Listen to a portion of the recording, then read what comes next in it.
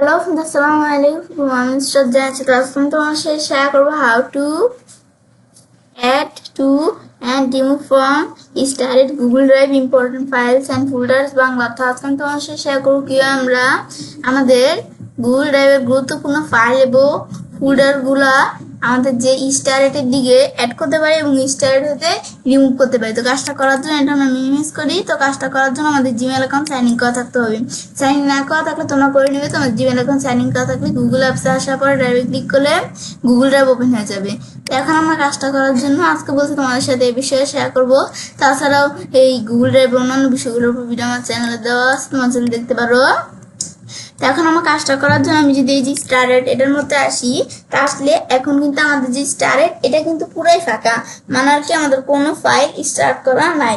তো এখন আমি যদি আমরা এই যে এখান থেকে আমরা স্টার্ট করার জন্য আমরা মাই ড্রাইভে আসি, আসার পর এখান থেকে আমি এখান থেকে আমরা কোন একটা ভিডিও আমি স্টার্ট করব। তো করার জন্য আমি মানে কোন একটা ফাইল আমি স্টার্ট করব।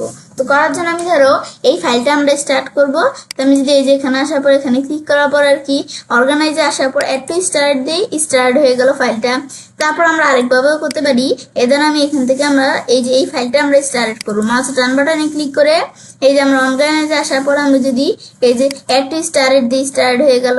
তারপর আমরা অন্যান্য কোনো ফাইল আমরা স্টার্ট করতে চাই, এভাবে করতে পারি। এখন আমি যদি ফোল্ডার স্টার্ট করতে চাই, তো করার জন্য আমি অল প্রিন্সে আমাদের যে অল প্রিন্সেস এটা আমি স্টার্ট করব।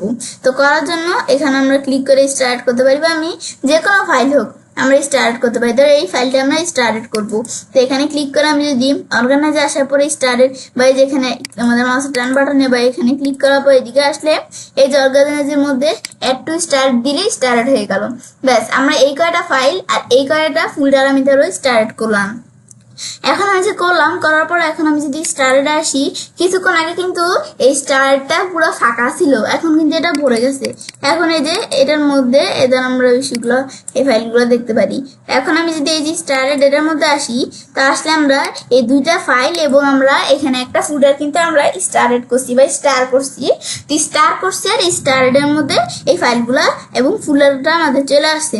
তো এখন আমরা এগুলা যে আসলো, তো এখন এগুলি আমরা আমাদের এখন কি করতে পারি, আবার আমরা আমাদের রিমুভ করে দিতে পারি স্টারেট থেকে। তো আবার রিমুভ করার জন্য আমি এই যে এখানে ক্লিক করলে এই যে মেনুতে ক্লিক করলে অর্গানাইজে আসার পরে রিমুভ ফ্রম স্টারেট মানে স্টার্ট থেকে রিমুভ করে দিব। এখানে ক্লিক করে আমরা করতে পারি, বা আমি যদি মাউস ডান বাটনে ক্লিক করে আমরা এই যে এখানে আমরা যদি এই যে এদিকে আসার পরে কোন জায়গায় যে অর্গানাইজে আসার পরে রিমুভ স্টার্ট দিই, রিমুভ হয়ে গেল। বা এই যে এখানে ক্লিক করে আমরা এই যে ডিলিট দিলে এখান থেকে আমাদের মানে রিমুভের বিষয়টা এই কাজ করে। বা আমরা এখানে আসার পরে যে অর্গানাইজে আসার পরে এই যে ফোল্ডারটা সিলেক্ট থাকার পরে ওই যে অর্গানাইজে আসার পরে আমাদের রিমুভ টু আমাদের যেখান থেকে যে স্টারেট ফোল্ডার, এখন স্টারেট ফোল্ডার থেকে রিমুভ হয়ে গেছে। এখন আমি স্টারেট ফোল্ডারে আবার আসি, নো স্টারেট ফাইলস, কোনো ফাইল কিন্তু এদেরও বা কোনো ফোল্ডার এই যে স্টারেট করা নাই। তো এখন কিন্তু সবগুলো আমি এখান থেকে রিমুভ করে দিচ্ছি। এভাবে আমি কাজটা করতে পারি। তো এবার আমি চাইলে কাজটা করতে পারি।